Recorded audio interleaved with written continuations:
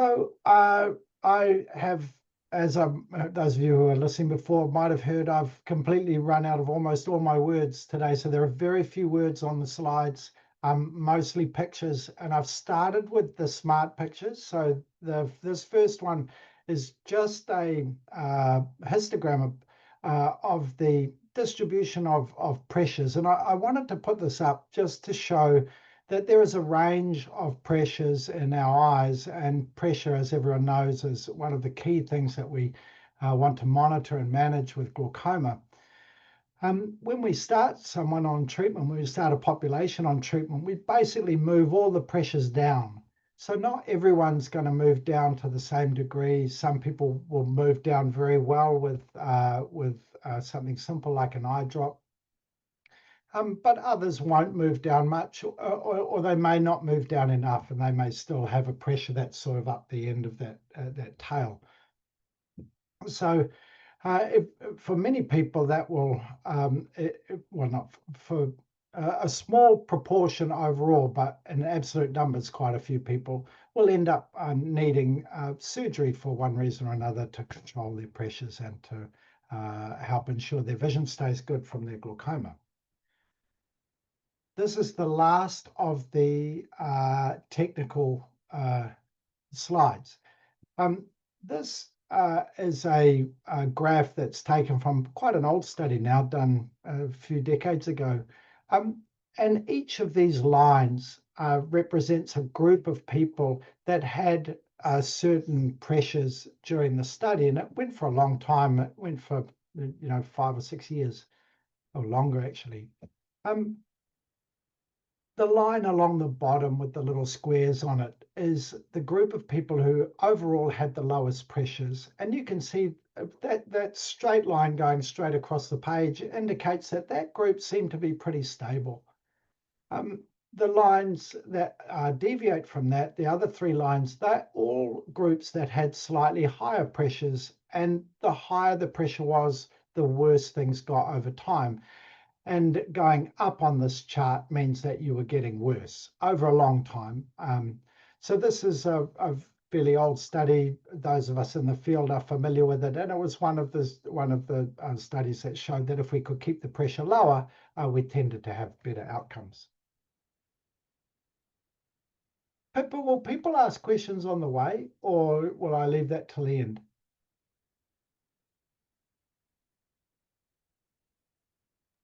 At the end. Okay. Yeah. So that's all the hard stuff done. I was worried about this talk, but I've solved glaucoma now, and we break it down. It's all going to be analogies and metaphors for the rest of the talk. So the analogy of the plumbing is really the way we mostly explain glaucoma. It's about the pressure inside the eye. It's basically about controlling the amount of fluid that's produced inside the eye that fills the eye up, and the amount of fluid that leaves the eye through the drainage system. If you have too much fluid coming in, then the pressure can go up. And likewise, if the drainage gets blocked, then the pressure can build up. And we think it's that buildup of pressure that damages the optic nerve and results in those blind spots that can appear. I have got a couple of slides with actual eyeballs, so I'm not sure how people will feel about that. If it looks funny, I'm just moving all of my face from out in front of the way of things. So what we're going to do through the rest of the talk is just walk through the basic procedures. And really, in ophthalmology, in eye surgery, and in glaucoma, just like in everything else, there doesn't actually seem to be anything new. Usually it's a rehash of something that's actually been done for a long time. So this slide is about a certain way that we manage glaucoma by opening up the little drainage systems, in this case with a sharp needle. Can people see my mouse, Pippa? Probably not. They can, yeah. So you can see this is a little needle piercing the side of the eyeball, and it will go across the eyeball and scratch along the surface there, which will open up that little filtering mechanism. This is quite a common treatment in childhood glaucoma called a goniotomy. And it's transitioning again into an adult procedure through some of the newer techniques. So once again, this procedure has been done for decades, mainly in children, where it has been very successful, but it seems to be having another renaissance in adults in a different form. I thought I'd be kind to you all and not show you an actual operation of an eye. So these are drawings, obviously. But this is illustrating the most common of the adult operations historically, at least for the last sort of 50 years, which is the trabeculectomy operation. And this is an operation where we will lift up a little bit of the surface covering of the white of the eye and then allow fluid to drain into that, forming, I'm not sure how well it's coming across, but it forms a little blister of fluid. So this is a very old operation, but the new operations are taking a new, sort of giving it a new slant. And we'll go through that as we come a bit further along.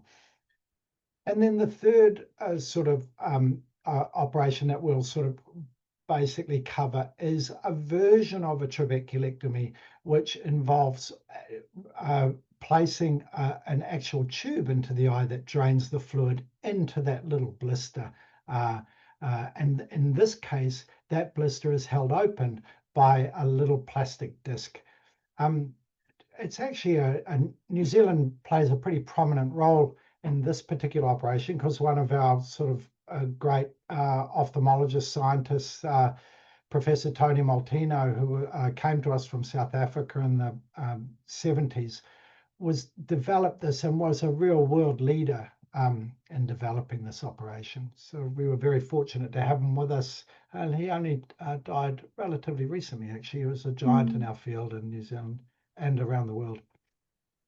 Anyway, so if I can just describe this, it might help to explain how things happen in the eye. So this is the best picture I could steal off the internet of an eye, which shows the front part of the eye, which is filled with a clear fluid. And I wanted to show how that fluid gets out. It doesn't drain out like tears. It doesn't come out of the eyeball. It drains through the white of the eye into these little blood vessels, which form a sort of a network around the edge of the iris. So the clear fluid runs into those vessels and then it circulates through the blood system and gets back to the eye eventually. The important thing is that the fluid that leaves the eye doesn't ever leave the body. It doesn't come out in the tears. That's not the same fluid. This is fluid that's just circulating within different compartments within the body. And this is a sort of a stylized version of that with a stylized iris and pupil. But you can see this little network of vessels around the edge of the iris. That network that sits within the white of the eye, sort of like the plumbing inside a wall, and it's sort of reticulated and joins up, and eventually they all join up and they go off into the main blood vessels. So the sink analogy is back. So we can see here that in this sink, the fluid is pouring in. The drain is blocked and it's going to get messy. And if you can imagine, if there was a cap on that sink, then as the fluid filled it up, the pressure would build unless someone could unclog that plug. So we can get that fluid out of the sink a number of ways. So one way is sort of the goniotomy way, which is where we look at that drain and we try and unplug it. Here's the analogy of the pool. These, I don't know how many of you have pools, maybe some do, but we've all seen this sort of thing, where these pools the water flows out into that channel drain, this sort of mesh around the edge. That's really what's happening in the eye. We don't have one single drain that drains fluid out. It's not going down a plug hole.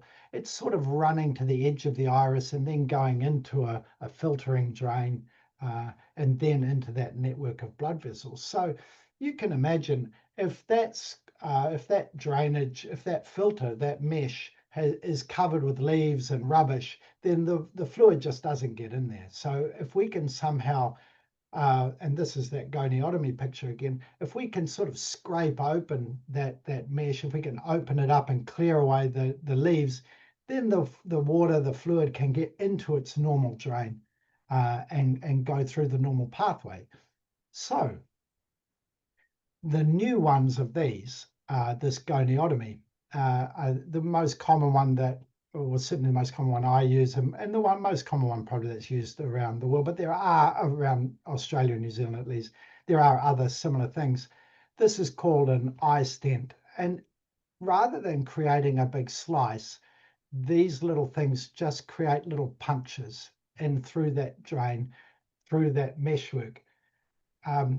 I realize it's not really clear where that is in the eyeball, but if it's as if you're looking across the iris into the corner of the eye. I guess all you really need to know is that this band around here is this filtering mesh, and these little stents, these little tubes are placed in there so that they go through all that muck and mess that's blocked up, through all the leaves and things that are blocking it, and just allow the fluid to go straight into that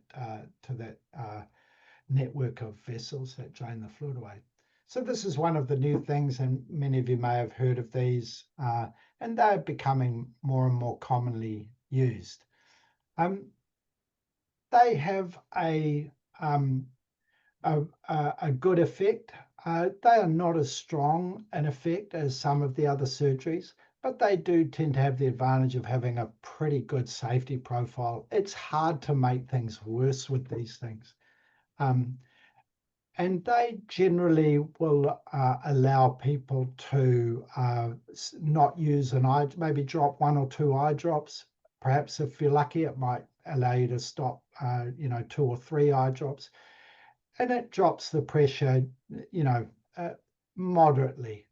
So if, they're quite good if they're quite good as long as you're sort of prepared for what they can and can't do. The large studies that were done to get these sort of things on the market, and it was strange that there are a number of different devices like this, but they had very similar results, all of them in the studies. These tend to be put in at the time of cataract surgery because you're already there. So the initial regulation sort of studies were done in cataract surgery patients. And what was found generally is if you just did the cataract surgery, about 50 or 60% of people could stop could stop an eye drop or had a good effect on the pressure. If you put these in, then that 50 or 60% turned into 60 or 70%, perhaps 75%. So it gave you an extra margin of people who could have a good effect on the pressure.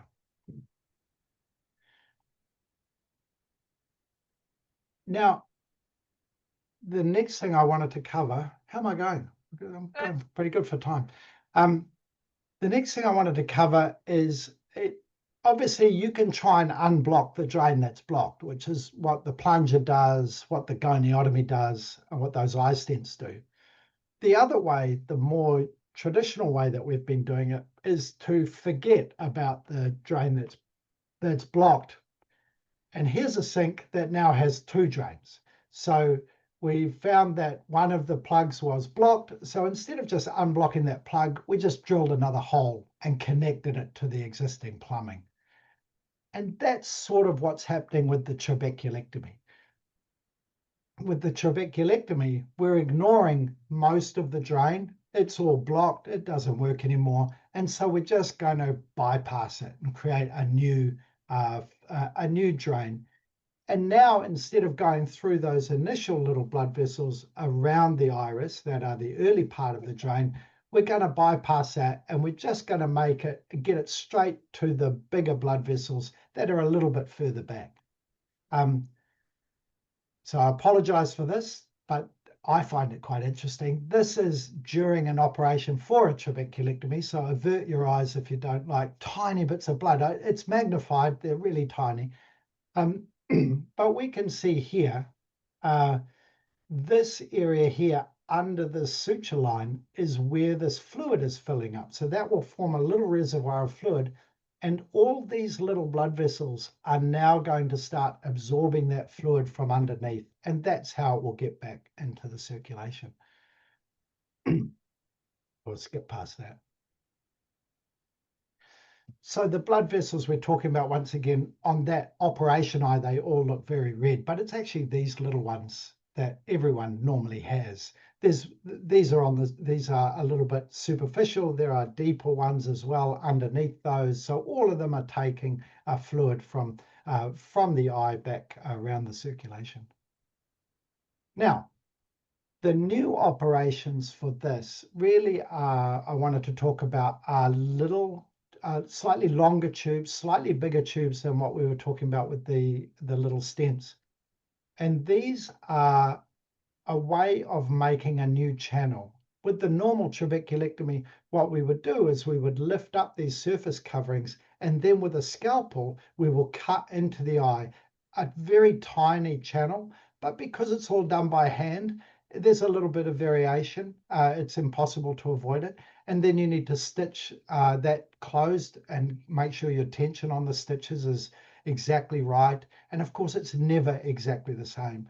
So the drainage that you get for an individual person tends to vary a bit, no matter how many you do, how often you do them. There's always going to be a little bit of a difference between one person and the next, just in your surgical technique.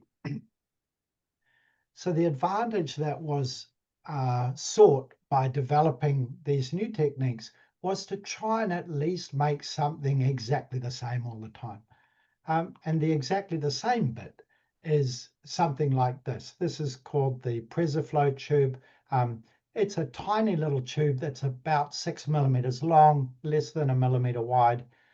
And this, rather than cutting a hole, cutting a channel by hand, this just is inserted in to draw the fluid out. A little bit like that initial brilliant drain that Professor Molteno developed in the 70s. But this is much smaller, much more precise. The manufacturing tolerances are much tighter these days. So we can be much more certain about the size of the drain we're getting compared to old tubes, and certainly compared to hand cutting. So here's a picture of an eye with this in. So you can see in many ways it looks similar to that trabeculectomy picture, where there's a reservoir of fluid that sits under the surface of the covering of the eye. But instead of cutting a hole in, we have a tiny little tube which runs underneath up into there, and that draws the fluid. These operations have a fairly similar success rate to the trabeculectomy operations, which they're compared to. And the expectation is that because the tube is standardized, that the operation healing will proceed in a more predictable way. And that is turning out to be the case. It certainly has made the surgery simpler and easier to learn, I think. So new people coming along will find this procedure fairly straightforward to learn, whereas the normal trabeculectomy, there is quite a slow learning curve for that one. I wanted to briefly mention the sort of the big brother for the small tubes, which are these tubes connected to a plate, and there are lots more of these coming around. Professor Molteno sort of had the field to himself for a couple of decades, and then another South African guy, Beervelt, developed a similar tube, and then a very clever Canadian, Ike Armour, developed another range of tubes which are very popular. And in the last sort of 10 years, there just seem to be more and more. So these are called tube and plates, and they're generally used for the more difficult surgeries. So they're relatively uncommon. And this is a picture of the original, of one of Tony Molteno's tubes, but you can sort of see how it works. This is the end that gets put into the eye, and then the fluid drains, and it drains onto these surfaces here. The purpose of these surfaces is to hold a space so it doesn't heal down flat and stop working. And those have been the usual way of treating very difficult glaucomas for decades, certainly since Tony developed it. I think that's the end.